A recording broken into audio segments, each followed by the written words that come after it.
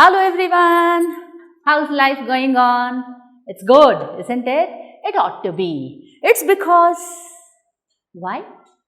We need to be happy. We need to make ourselves happy. We need to enjoy life.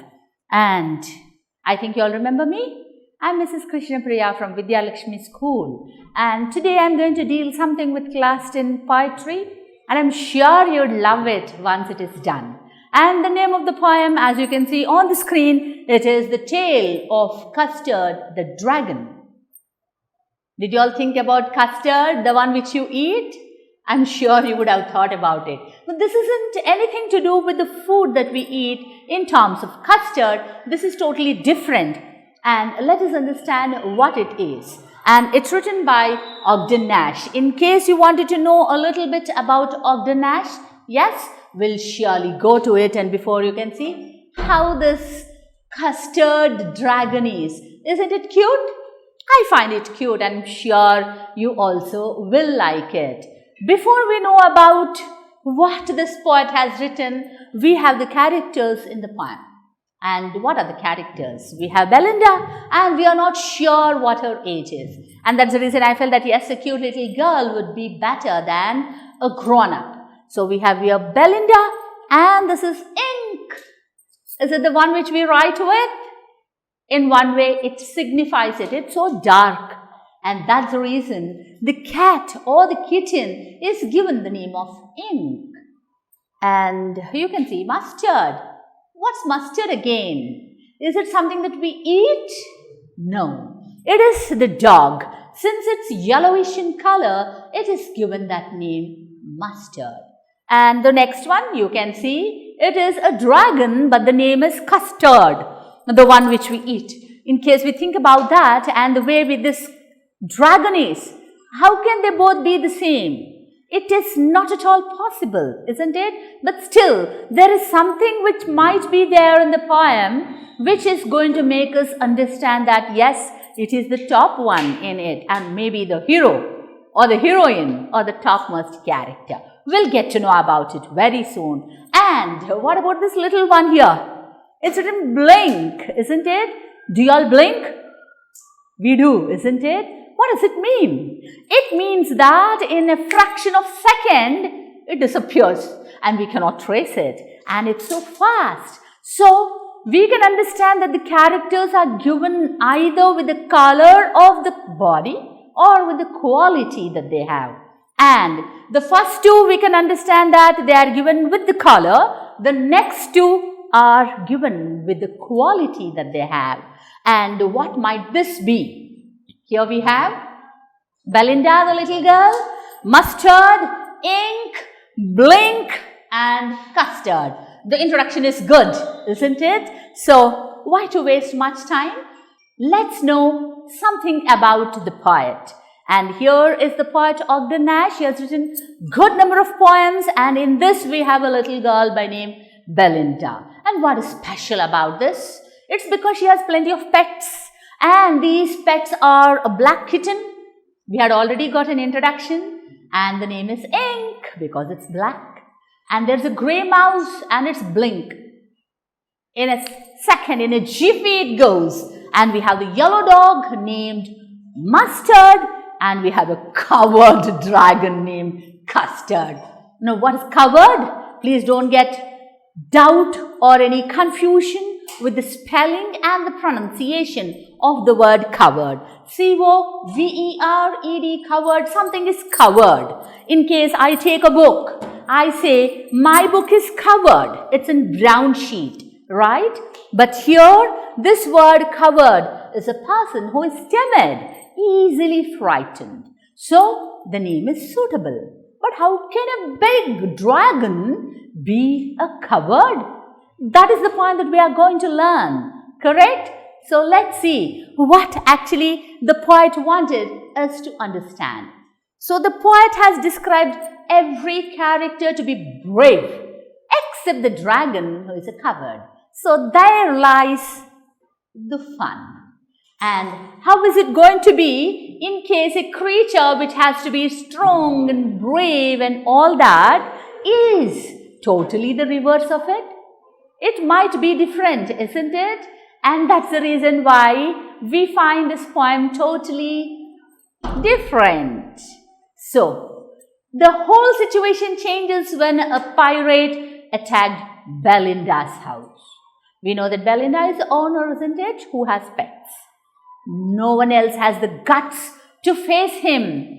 And you know who it is who saved from the clutches of the pirate?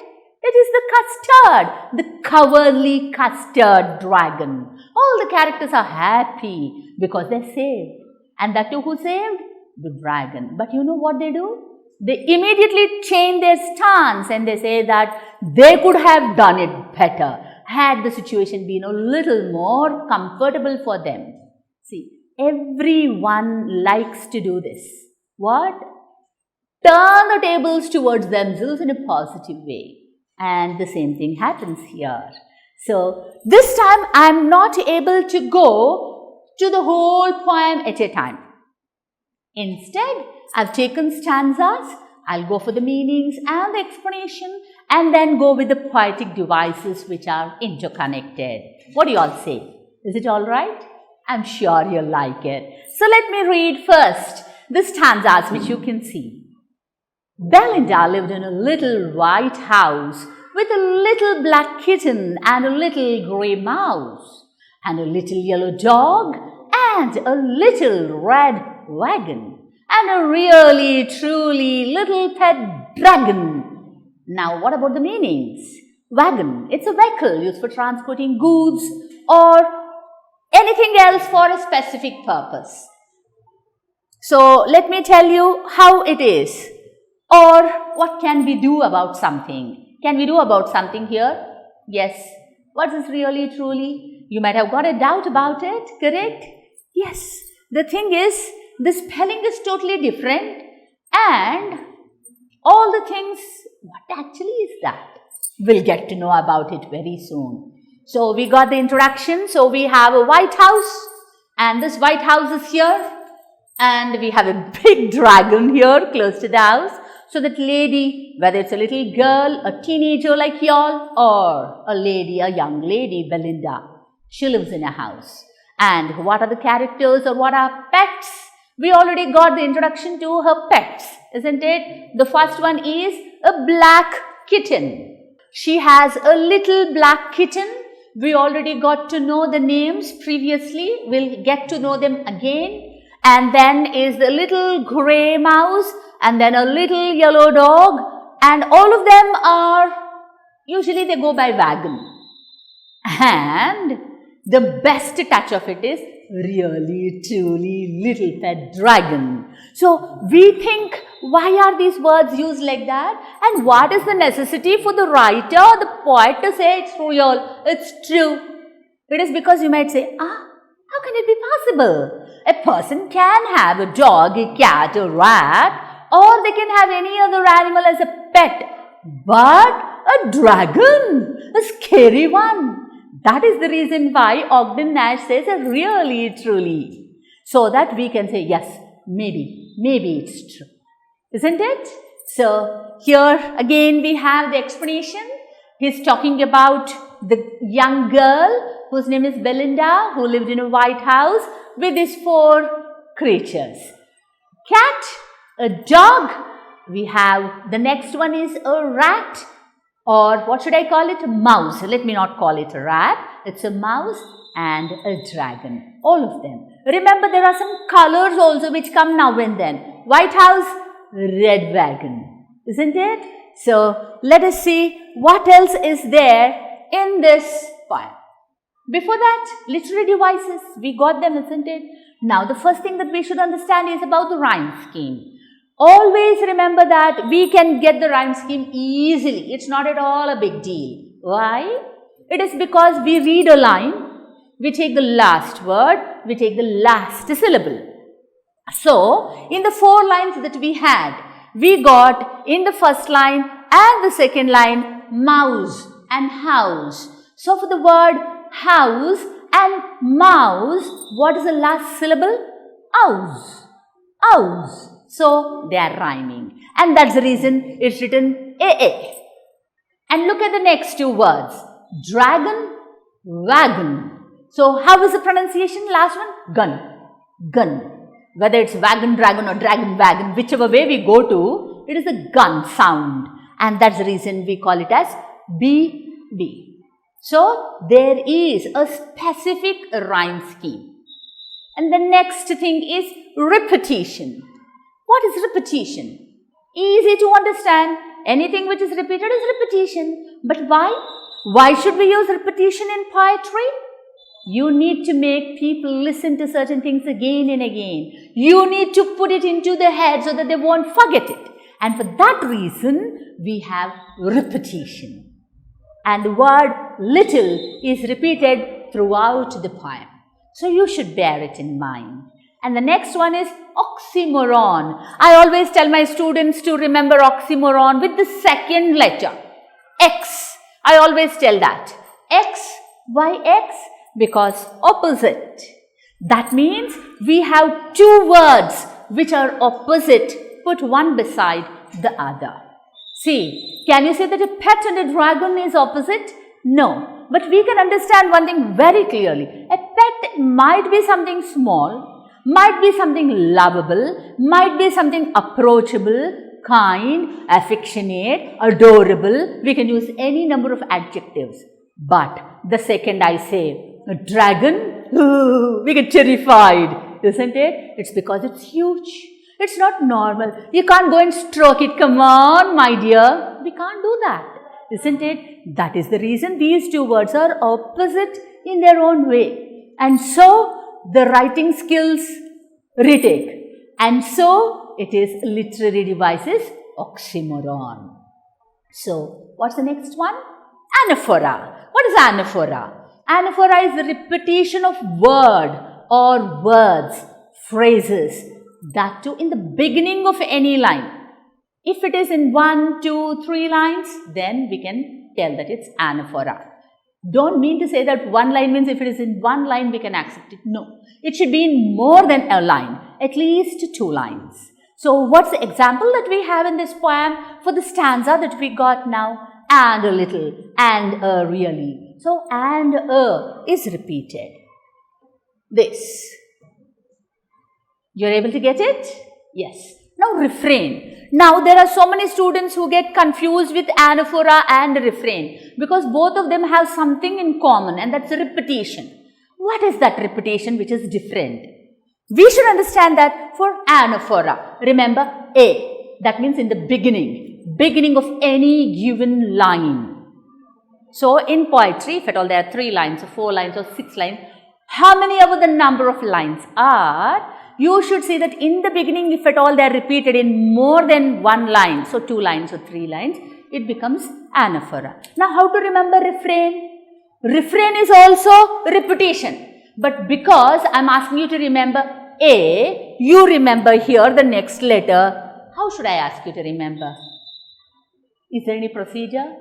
I do a little bit in a logical way. And this logical because A is first, and if at all we take R, it's later. So, remember that in the end, usually it is a sentence, and that too in the end of a stanza. If a stanza has a sentence repeated, then we call it refrain. I hope you understood it. If it is anaphora, repetition of words or words in the beginning of 2 lines at least, and if it is a refrain, it is the repetition of a sentence, a whole sentence in the end of stanzas. It's not immediately. That is that. And now, poetic license. In the previous paragraph, is it paragraph? Please don't use the word paragraph. It's a slip of my tongue. If it is prose, we use paragraph. If it is poetry, we say stanza. We had seen these words really, truly. I am pronouncing it in a normal way, but the spelling is different, isn't it? Why is it? It is because these poets have certain license. What sort of license? They are able to make use of words in a different way. Even they alter the spellings also. And why are they doing it? It is because they wanted us to get a new kind of feeling, and there is also a musical effect to these 2 words, particularly in this poem. Did you all understand till here? So shall we go to the next stanza? Here we go. So here we go with the next stanza. What's it? Let's read it. Now the name of the little black kitten was Ink, and the little grey mouse, she called him Blink, and the little yellow dog was sharp as mustard, but the dragon was a coward, and she called him Custard. See, when I was talking to you about the introduction of all these pets, I told you that 2 of them were with the names and 2 of them were with the colors. I think you'll remember, isn't it? Now there might be some kind of a doubt in some students telling that, come on, what is this? She's telling custard and it is sharp and it's yellow. Both are right. It's because, see, retake. What is this? She's telling that it's mustard and it's yellow and it's sharp. Both are right. It is because mustard is yellowish in color. Can you see this here? The little one which is, bubbling there, that is the mustard flowers. Usually we don't have that yellow kind of dogs, but they are yellowish brown. And so we can call. And in case you use it as food ingredient, most of the foreigners have it as, they put it on the bread and they have, it's very sharp. Sharp in the sense when you put it on the tip of your tongue, you get a different reaction. So it's sharp. That's the reason why here, the dog also maybe it's sharp. You tell it anything, immediately it listens to your instructions and does whatever it is asked to do. And so it is sharp. Got the point? Yes? Now, we had already understood about them. What is it? The little black kitten, because it's black, it's Ink. And then the grey mouse, it's very fast. In a second, it will disappear. And so it's Blink. And because the dog is yellowish in color and it's also sharp, it is called as mustard. And the last one, the dragon. It's a coward. Coward what? A weakling. I already told you the meaning that it is easily frightened, timid. Then we call it as a coward. So you all understood everything, isn't it? Why the names are given in that manner. So what is next in this stanza? Shall we see?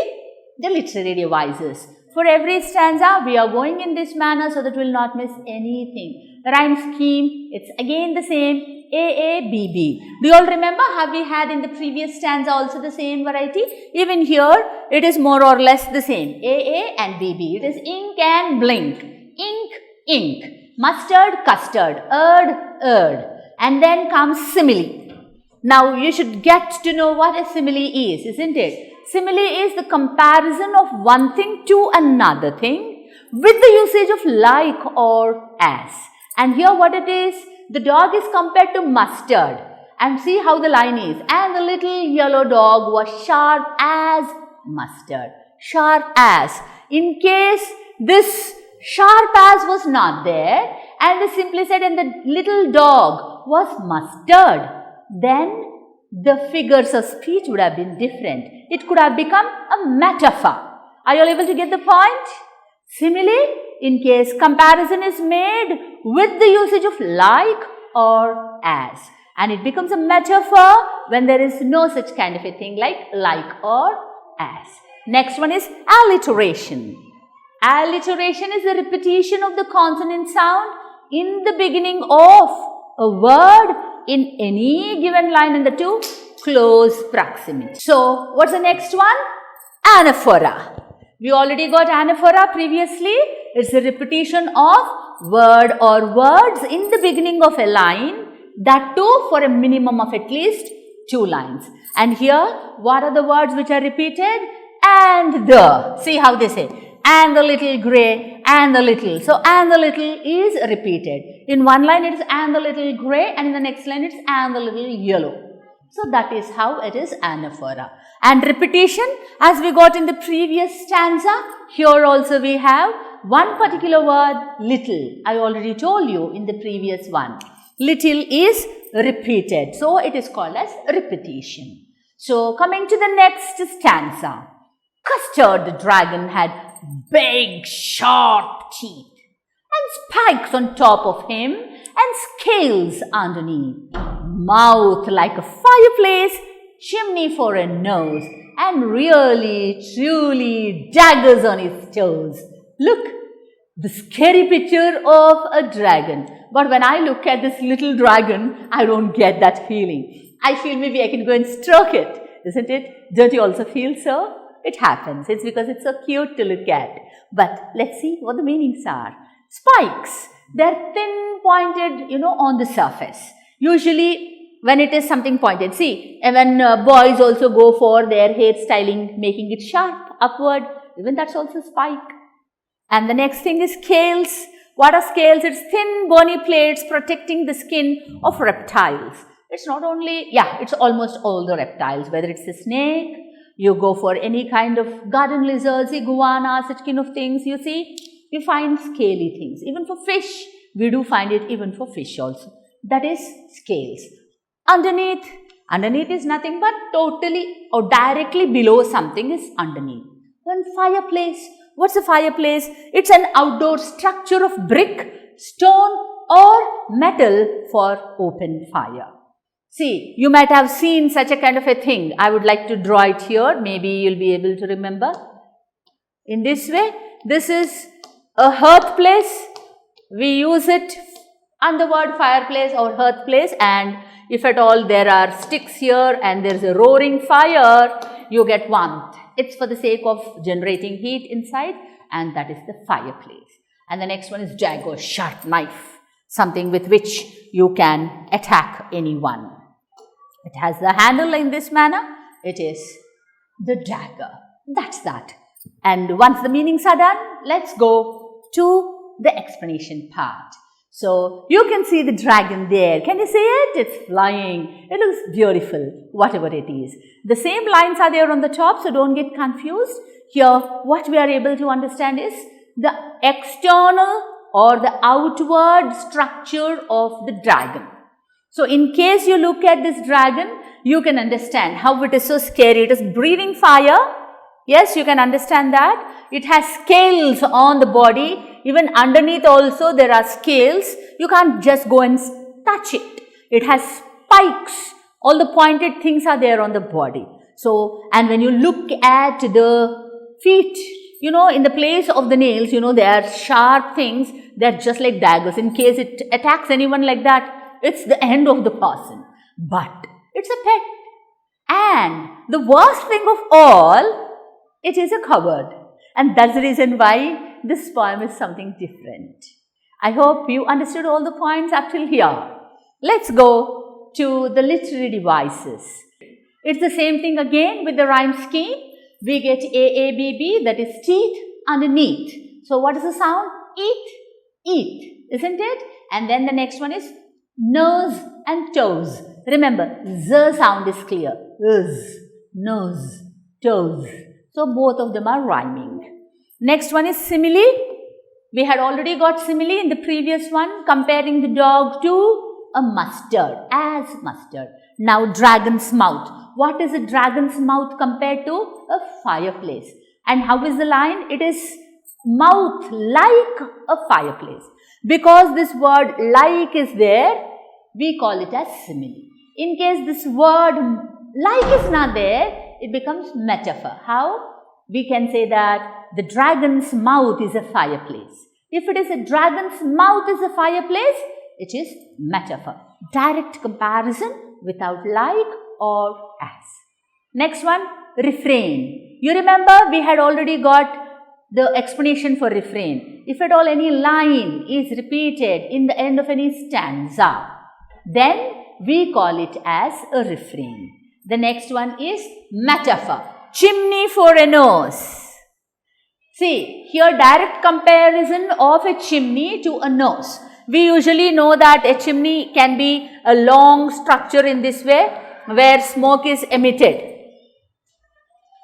Fire is breathed to the nose, and in another way we are saying that it is so tall, it's so high, and that's the reason why we have this metaphor structure for this nose.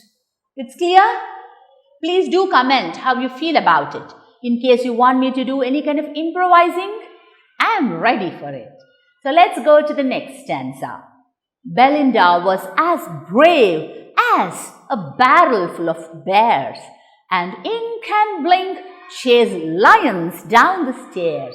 Mustard was as brave as a tiger in a rage, Custard cried for a nice, safe cage. See how it is. The second we read it, we understand. But yes, let's go for the meanings first. What are the meanings that we should learn? First thing is barrel. A barrel is nothing but a drum. You might have seen big drums in which many people who do not have piped water, they fill. Or they can put any other things also for storing. That's a barrel. And the next one is chased, which means to hunt, go behind. And the other one is rage. It's anger. And how much of anger? Uncontrollable. Only when it's uncontrollable, we call it rage. If it is controllable, we can simply say it's anger. We can limit it. We can make the person calm down or cool down. So here, this stanza is telling us how each character is. Directly from the owner of the pets till all of them. First one is Belinda. How is she? She has a lot of bravery. She has guts. So much of guts. And how much does she have? As much as the bears. See, Belinda was as brave as a barrel full of bears. Actually, a barrel is small, isn't it? Maybe this height. And how many bears can fit in it? As far as I know, maybe one. But still, it's good to say that she has so much of it. In case we compare ourselves with the bravery of a bear, I don't think that we human beings have that much. So it's good that Belinda has a lot of courage. And then the next thing is about Ink and Blink. These two. We know who Ink is. Who is Ink? The little kitten. And who is Blink? The enemy of Ink. There is a mouse. It disappears within any second, isn't it? But these two have that much of courage with which they'll be able to chase lion which is on the stairs. See, these are all things which are exaggerated. But it's a very good imagination, isn't it? Just imagine, in case there are stairs, fine, and here maybe there is a lion, I'm just writing the word L, and two creatures, one maybe this much and another one this much, are chasing such a big lion, that too from up the stairs till down. Isn't it really a different kind of a thing? It's something not possible. It's an exaggeration, but still, it's nice. And then what about the dog? How much of guts, how much of bravery, how much of courage does it have? In case you put a tiger which had its home in its real habitat, that's in a forest, and you put it in a cage, will it be happy? It has uncontrollable anger. And that much of anger is there with Mustard. So it's all the time angry. Ready, ready, ready, it says. We saw all of them, right? Now coming to the Custard. What does it do? Or what is its positive thing or a plus point? It shivers all the time. Oh God, please give me a safe cage. I am afraid. I can't go. It's pleading for a cage. It should be reverse, isn't it? Actually, a dragon must be in a condition to chase the lion. A dragon must have that much of guts or that much of anger. A tiger which is put in the cage has. But what is happening? It's pleading, oh God, please put me in the safe cage. That is the reason it is a coward all the time, frightened, a weakling. It's understandable, right? So, let's see the literary devices. The rhyme scheme, as we had already seen, is AA, BB, even, repeat, retake. It is the same thing here. Bears, stairs, airs, that is the sound. Rage, cage, age, they are rhyming. And so, it is AA, BB. The next one is alliteration, repetition of the consonant sound in the beginning of a word in any given line in close proximity. That means close, not very far, close by. So we have here, Belinda was as brave as a barrel full of bears. In this B, that is ba sound is repeated. Belinda, brave, barrel, bears. See, we don't have many words in between. We have only 2 here. We have again only 2 here. And here also we have 2. So, don't think that they are very far off. They are all close by, close proximity. So, b sound is repeated and that is alliteration. The next one is simile. How is Belinda compared, or what is she compared to? Belinda's bravery is compared to that of a barrel full of bears. So, how was the line? As a barrel full of bears. Because it is as a barrel full of bears, it becomes simile. And then Mustard's courage or bravery is also compared more or less in the same way. See, Mustard was as brave as a tiger, as brave as. In case if they say Mustard was a tiger, then direct comparison of this dog whose name is Mustard is to that of a tiger, and that becomes a metaphor. Next one is assonance. What is assonance? It is the use of the vowel sound. Here you should remember A, I, O, U. Everyone knows the vowel sounds in case they are prominent.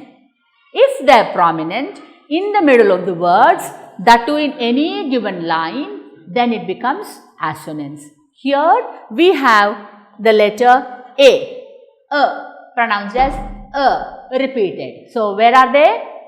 Belinda was as brave as a barrel full of bears. In was, in as, in brave, in barrel, in all these words we have this repetition of the letter A. Let's now go to the next stanza. Belinda tickled him. She tickled him unmercifully. Ink, Blink and Mustard, they rudely called him Percival.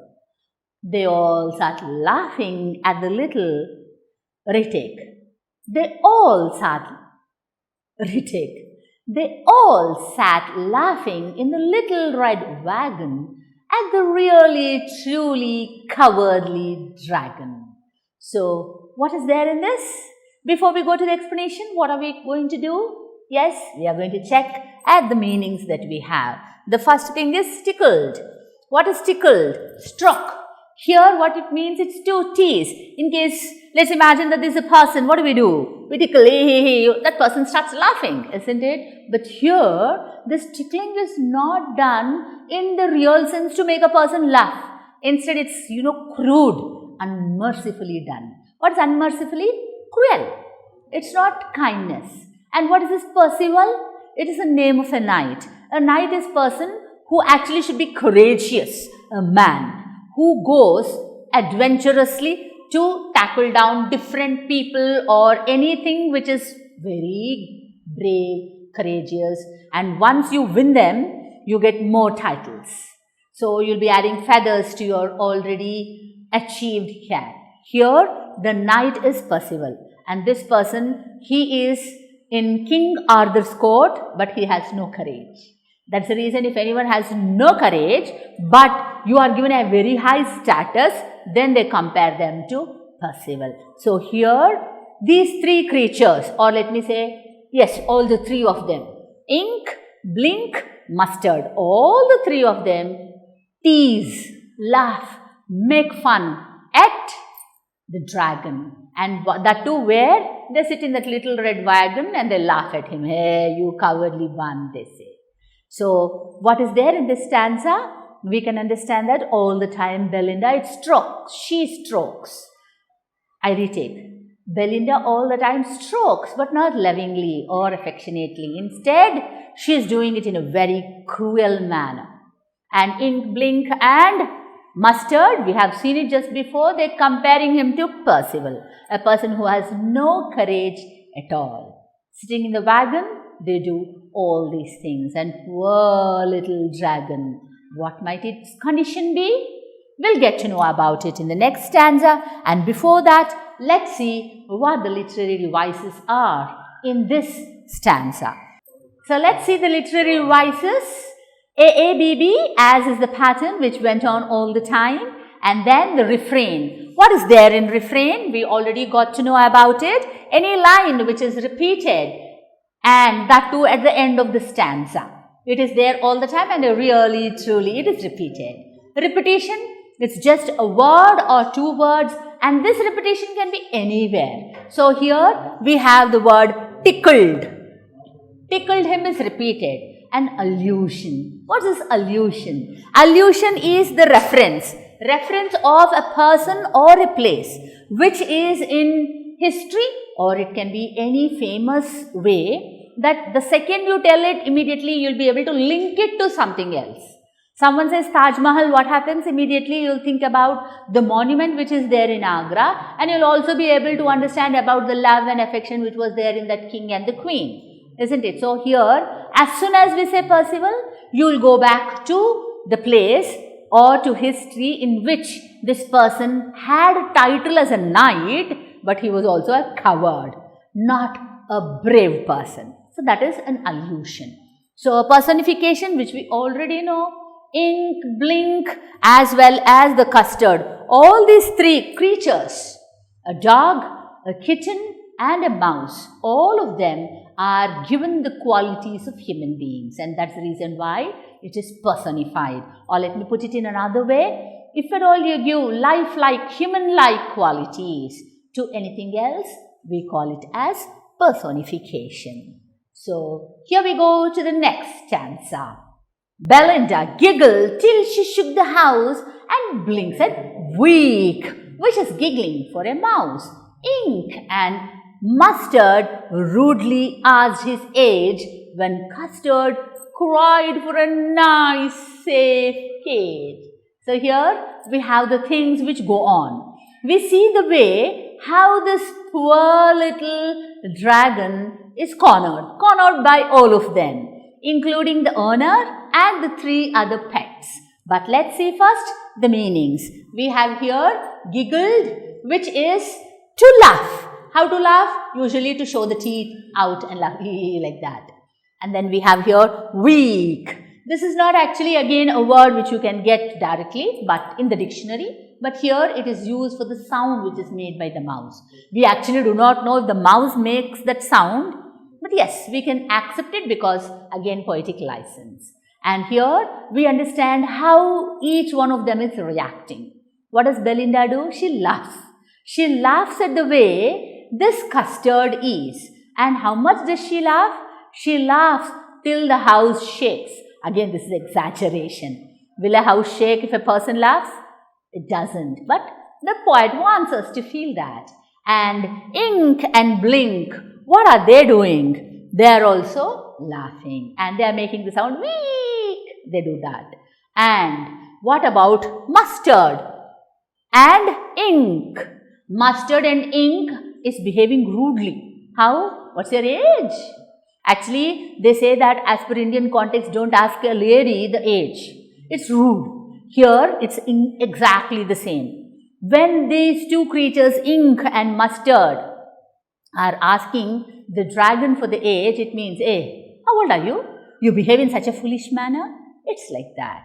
And then this Custard is Custard. It's not worried whether people are making fun of it. Here people, I'm using the word people because we already got the point of personification. It's all the time crying and saying, oh God, please give me one safe cage. I want it to be safe. So it's terrified. It's terrified about its own safety. It doesn't have any kind of confidence in itself. So that is how it is. So let us see what the literary devices are. Rhyme scheme, again the same thing, AA, BB, and now we have got a new one, that is onomatopoeia. And what is onomatopoeia? It is the usage of the sounds. So we should understand that the sound and the word are more or less the same. When I say giggle, giggle. So when I am using the word giggle, I can show that we can understand.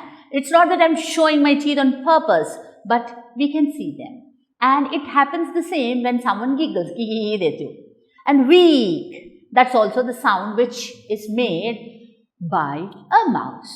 And again, repetition. Repetition is any word which is repeated, and here there is no rule that it has to be in the beginning or in the middle or end. It can be anywhere, and that is repetition. And what is the thing which is repeated throughout here? It's telling that it wanted a nice safe cage. We see that this Custard all the time say, I wanted a nice safe cage, nice safe cage. So that is the repetition. I hope it's clear till here. Let's now go to the next stanza. Suddenly they heard a nasty sound, and Mustard growled, and they all looked around.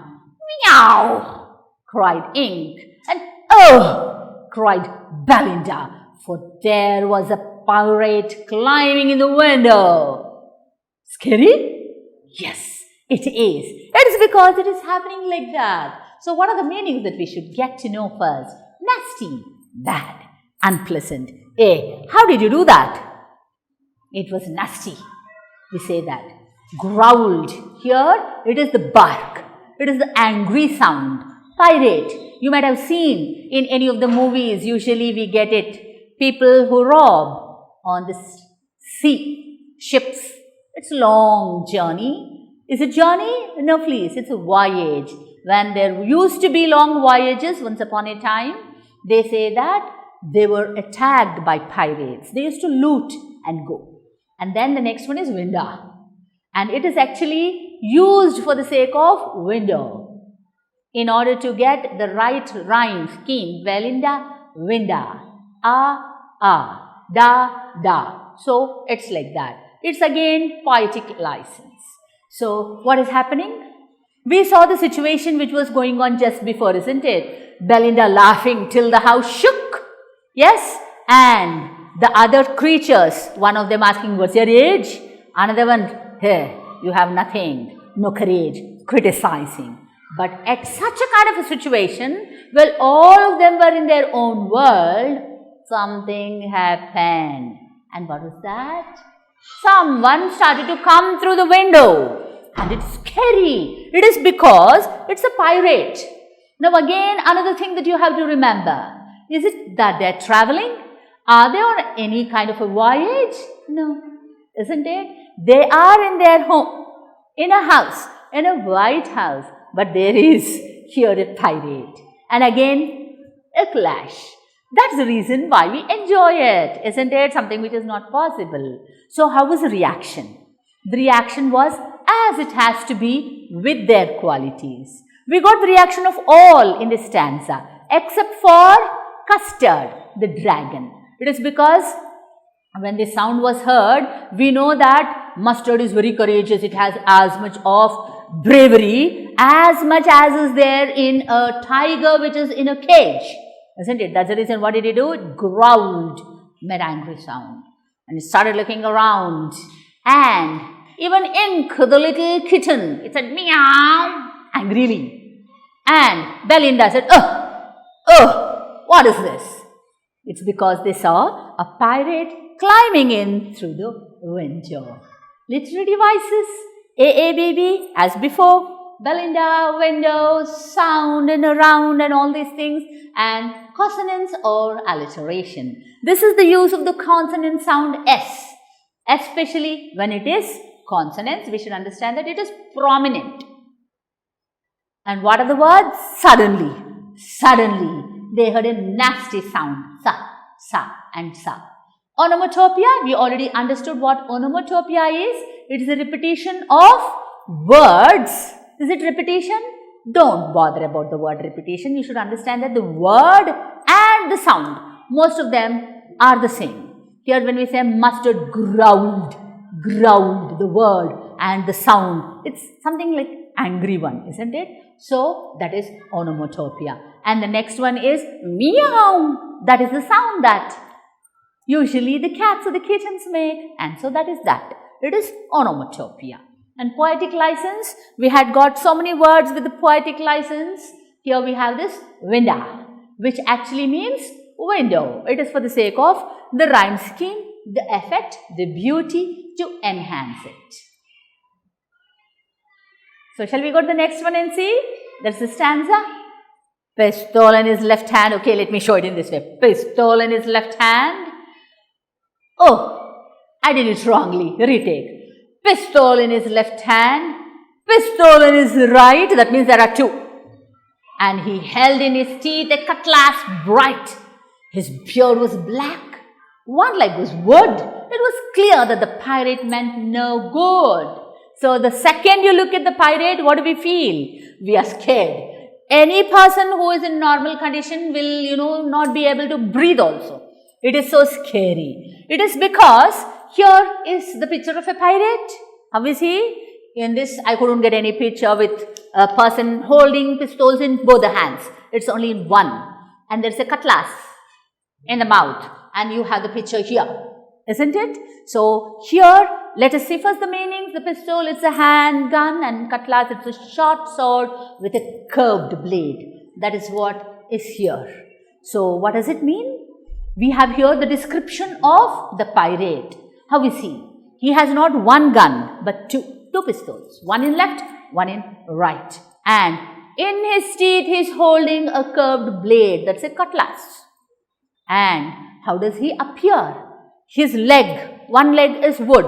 That means maybe he got some kind of a problem and he is not bothered whether he has both the legs intact or one leg. And when you look at his appearance, we understand very clearly that he is not a person who has come there for some kind of entertainment or enjoyment. Nor is he going to allow someone else to have the same kind of thing. It's going to be serious business, isn't it? And when it is serious business with the pistol and the cutlass in his mouth, that is the teeth, it's going to be scary, right? So, what is it going to be like? We'll get to know in the next stanza once we know what the literary devices in these lines are. Rhyme scheme as it is, A, B, B, right and bright and wood and good. And alliteration, repetition of the consonant sound in any given line in close proximity. Here we have beard in black, bar sound is repeated, and we also have the her sound repeated in he held his, ha, ha and ha. And then the next one is imagery. What's imagery? It is an image which we get into our brain. That means some pictures come into our brain. So as soon as I say the word pirate, you might have got it into your brain, isn't it? It's not like allusion. You see, when it's allusion, you get a particular one. But when it's imagery, when I say pirate, I might get a picture of a pirate in one way. You might get a picture of a pirate in another way. It might be different. But the common thing is pirate. Yes, you will get it. But when it is an allusion, it's not like that.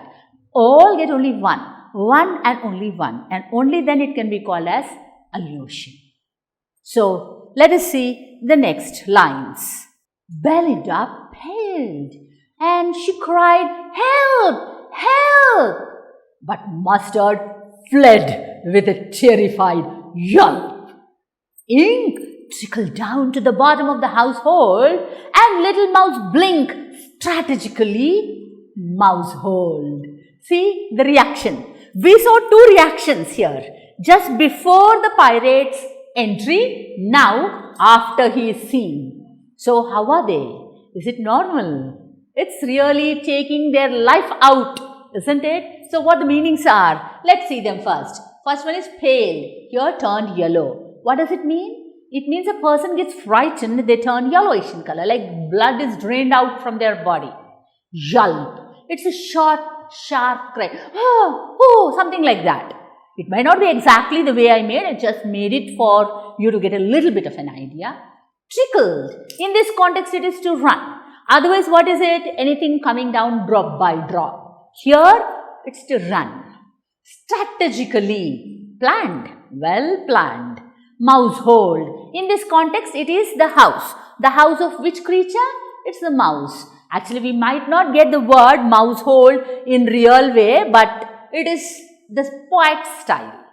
So what happened? Let us see the reaction. We had seen how they reacted before his entry, now after his entry. Belinda became pale. What did she say before? Oh, she said. And now she's shouting, help, help. She's helpless. And what about Mustard? We saw Mustard's courage. But what did it do? It made it terrified. Here, terrified means frightening. Frightening kind of yelp, and it ran away. And Ink, it trickled. It too ran. Where? Into the bottom of the household. No one can find it because it's black and it's small. It's a kitten, isn't it? So it ran. What about Mouse? Mouse is even more smaller than Ink. So what did it do? It went into the hole. Will anyone find it? No. So are they all safe? Of course. Except whom? Two of them. One is Belinda and another one is, who is it? It is Custard, the dragon.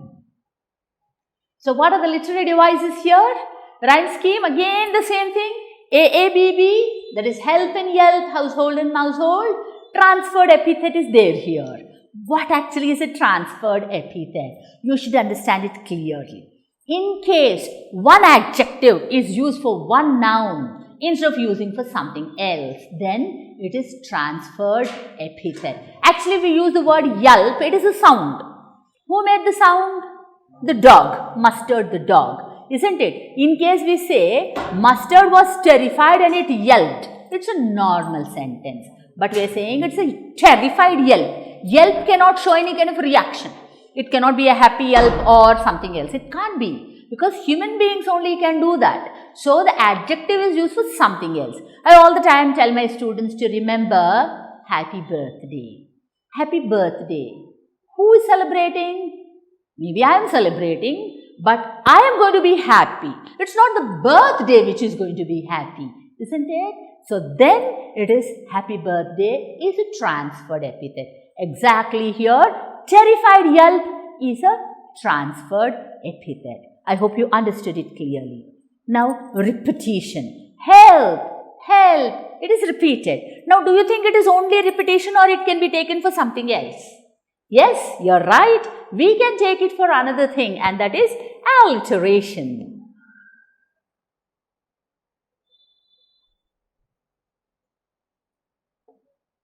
Why can we take it for alliteration? It is because of the consonant sound. Ha, ha. A repetition of the consonant sound in the beginning of any given line, isn't it? And that too in close proximity. The next one again, poetic license. It is no word with mousehold, but purposefully in order to rhyme it with household, the poet has used mousehold, and so it is poetic license. So what happened next? Shall we look into it? But up jumped Custard, snoring like an engine, clashed his tail like irons in a dungeon. With a clatter and a clang and a jangling squirm, he went at the pirate like a robin at a worm. See, there are things which happen in life, isn't it? There's a proverb, barking dogs seldom bite, isn't it? It's exactly like that. Before we go to the explanation, let's see the meanings first. Snorting. What is snorting? It is a making sudden sound, and that too, it's an explosive kind of a sound. Here, it is because it's the dragon and it breathes fire. It made a sudden sound. Here, clashed, fight. If at all you can see someone fighting with maybe swords, you can hear the clanging sound. It's clashed. Dungeon, it's an underground prison. And clatter, clank, again here metallic sounds. In case metallic things are falling down, one clashing against the other, we can use that. Jangling, squirm. Here it's the sound of an hard object which is falling on some other thing. Almost like clatter, clang, all these things are words which are making us get some sounds. And the last one is robin. It's a bird. It can be any bird, but particularly the poet wanted to use the word robin. Maybe it is his interest. There's nothing wrong. We can use anything. So what's the explanation? See, we had just before seen in the previous stanza the way all the creatures left, the three of them. Dog, which is Mustard, kitten, which is Ink, and mouse, which is Blink. All the three fled. Each one bothered about his or her own safety. They were not at all bothered about the mistress of the house, Belinda. But who came to the rescue of Belinda when she said, help, help? You know that? It is the Custard the dragon. How did it come? Did it come in a normal way? No, it was ferocious. Whatever qualities we had been getting up till now about Mustard or Ink or Blink, all put together is there in Custard right now. It's because it's the real quality of Custard. So what did it do? It jammed onto him with such a loud sound, and it started hitting with the tail, and all sorts of sounds were heard, as if it was doing this fighting underground in a dungeon. Isn't it? Why is the writer saying dungeon? The poet, I mean? It's because it's an enclosed area in the house, isn't it? And this dragon, even though we call it little, maybe it's quite big. It might be at least bigger than the man, and so it's attacking, the tail moving this way, that way, and so maybe when the tail is moving also, it could hit even the walls, the sides, and so all this clashing went on. Isn't it nice? Now we find the real worth of the dragon. It's not just the worth of the dragon that is clear here for us. We can understand how the others are escapists. When a friend helps you, what do you say? A friend in need is a friend indeed. Isn't it? It's exactly like that here. Custard, who all the time said, please give me a safe cage. Now, when the time came, it attacked. So, the literary device is here. The rhyme scheme, AABB, that is for engine and dungeon, squirm and worm, and simile we have for almost all the words which we got in this particular stanza. Snorting like an engine, clashed his tail like iron in a dungeon. Dragon's attack on pirate is attack to a robin, like a robin, isn't it? So all these are similes. Again, onomatopoeia, we know that it is the sound words, clatter, clang, jangling, all these are those. And the next one is imagery. What is imagery? We already got this word. In case any word is expressed, you immediately get some pictures into your mind, isn't it? Here, what do we get? The attack by the dragon is expressed in such a way that they make us get the image into our mind. We feel as if there is some kind of a fighting going on in the dungeon, and that is the imagery. The pirate gaped at Belinda's dragon and gulped some grog from his pocket flagon. He fired 2 bullets, but they didn't hit, and Custard gobbled him every bit. So this is the beautiful thing now. Why am I saying that it's beautiful? It's because up till now, we had seen the way poor little Custard, should I say little, or poor Custard dragon all the time was shivering and saying, oh, come on, give me a safe cage, isn't it? But now when the time needed, what did it do? It attacked. Let's see the meanings first. Gaped, that is to stare with the mouth wide open. To do that, when you're not able to understand, you're in a shock. And the next one is gulped, swallow, swallowing something. Grog, grog, it's a drink. And the next one is flagon, it's a container, it's like a flask. We can understand that a flagon is like a flask. And the next one is gobbled, swallow hurriedly. Swallow itself, we don't chew. But if it is gobbled, do it very fast. So this is this. Now what happened? Let us see how the reaction was there. You saw the way this dragon came to pounce on him. It started attacking him as if it was in a dungeon, isn't it? And what happened to this man? He was not able to understand. The pirate was gaping. He did like that. And then he came out a little bit out of his shock and he wanted a little more of strength. So he had some alcohol from his flagon, the flask. He gulped it hurriedly and then he thought, okay, I'm better. Shot 2 bullets. Did they hit the dragon? No, we know that it has a scaly underneath, isn't it? Nothing. But what was the reaction of the dragon? It gobbled him, it pounced on him, ate him up every bit. Nothing was left out of this pirate. The whole thing or the whole person was eaten off. So how will Belinda feel now? How will the Custard feel? And I'm using the Custard here purposefully. How will it feel? And what about the other 3 of them? We'll see to it once we know what the literary devices in these lines are. The first thing again, AABB, the rhyme scheme, dragon and flagon and hit and bit. Alliteration, repetition of the consonant sound in any given line in close proximity. Here we have g, g sound, that is for gulped and grog. Imagery, once again, getting some pictures into your mind's eye.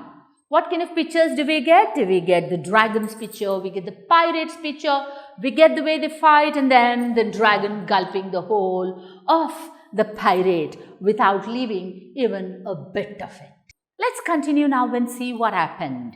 Belinda embraced him. Mustard licked him. No one mourned for his pirate victim. Ink and blink in glee did gyrate around the dragon that ate the pirate. See, look at how the reaction was there. Let's see the meanings. The first thing is embrace, that is to hug. When you like someone, you immediately go hug them, isn't it? That's embrace. Mound. What is mound? When someone dies, usually we say, come on, rip, rest in peace, we say, and then we pray for them. That is mound. Victim. Any person who is a sufferer is a victim. Glee, delight, happiness. Gyrate. Gyrate is dance. Because it is gyrated, we get the word danced. Now, how was the reaction? Let us see. As soon as this custard gobbled up every bit of the pirate, immediately Belinda embraced. And what is usually a dog's work? It wags the tail and it licks, isn't it? So it started licking. It started licking this custard, the dragon. And what about Ink and Blink? They're small, isn't it? The kitten and the mouse. Yeah, I got the little mouse. They started dancing happily. Around whom? Around this dragon who had eaten the pirate. So we have very happy kind of an atmosphere. Sometime before it was tense, it was scary. So things change. So that was how the reaction was there. What are the literary devices? Again the same thing, A-A-B-B, because we have him and victim, that's im sound, gyrate and pirate. We have alliteration, that is a repetition of the consonant sounds in any given line in the beginning of the word in close proximity. We have the g sound repeated because of glee and gyrate, and we have assonance. Assonance is the repetition of vowel sounds in the middle of the words or anywhere else, but not particularly like what we learned for alliteration. So, what are the words that we have? No one mourned for. In this O, it is prominent. And in the next one, it is the letter I. Here it is the capital letter, so don't think that it's L. Ink and blink in glee. Did. So, in this, what do we have? All eyes. And later on, we also have A. That ate the pirate. A, and A. So, this is how we have assonance in this particular stanza. Actually, the whole poem is very easy to understand, even though it's a long one. Once you get the hang of it, everything is easy. So, don't get confused or worried about the length of it. Here we go to the next stanza. But presently, up spoke little dog Mustard. I'd have been twice as brave if I hadn't been flustered. And up spoke Ink, and up spoke Blink. We'd have been 3 times as brave, we think. And Custard said, I quite agree that everybody is braver than me. This is the beauty or the innocence of Custard the dragon. Let's see the meanings first. We just have one of it which is a little bit new, and that is flustered. Here, confused. It's upset or confused. So usually we see that people react. Anyone react for any kind of a situation. And here we had seen the way all of them fled, whether it is Mustard, Ink or Blink, and we also saw the way Belinda was asking for some kind of help. We then saw till then timid, custardly, cowardly creature, that is the dragon, asking for a safe cage, attacking. It not only attacked, it gobbled the pirate up in full without leaving even a bit. And the next reaction, we saw the way this lady hugged and the way the dog licked and the way Ink and Blink started to dance. But are they ready to accept that they didn't do the right thing at the right time? No. It is because here we have the first one to speak. Who is the first one to speak? Mustard. It says that had it not been confused or upset, it could have been braver. That too twice. And again, who supported him? Ink and Blink. They are smaller than the dog, smaller and the smallest. And they're saying, yes, they could have also been thrice more. That is braver. And the timid, cowardly Custard, the dragon, what did it say? It's ready to accept. It says that yes, it agrees. And it is telling that everyone else is braver than it. Look at the way it accepts. Do you think it's really true? Do you think that the custardly dragon, should I say custardly dragon here? Let me say the cowardly dragon. Do you think that the cowardly dragon is really coward? Or it uses its capacity or the capability when the time comes? Isn't it? Think it over. Let's go to the literary devices now. We have only the rhyme scheme. AABB, which is mustard and flustered. AA, Blink and Ink, agree and me. AABB. Now the next stanzas. I'm going to put both together so that it's faster for us, easier because the things are building up. Belinda still lives in a little white house with her little black kitten and a little grey mouse and a little yellow dog and a little red wagon and a really, truly little pet dragon. Belinda is as brave as a barrel full of bears, and Ink and Blink just lions down the stairs. Mustard is as brave as a tiger in a rage, but Custard keeps crying for a nice, safe cage. Do you think I did a mistake? That all of them are done again? No, not at all. It is because the poet on purpose has repeated them to show that whatever had happened, the way this cowardly Custard had attacked the pirate and rescued Belinda, things again went back to normal. Again, it started asking, I wanted a safe cage. And again, these three creatures, not two, Mustard, Custard, and what is it? Mustard and Custard? No, let me tell it rightly. It's all the three creatures. Mustard, Ink, and Blink. All the three of them started to show off, telling that they are very courageous. Even Belinda also, barrel full of bears, as brave as barrel full of bears. This continued. But again, what did this cowardly Custard ask? Give me a nice safe cage. Give me a nice safe cage. It pleaded all the time. This is repetition and it's understandable. So again, the literary devices as we saw before are the same. Repetition, that is the refrain is there here, and really truly as we had seen before, the whole stanza is repeated. I'm sure you have understood the whole of it. In case you have any queries, please do text down below in the comment section. Do like, share and subscribe to our channel. Have a good day. Bye-bye.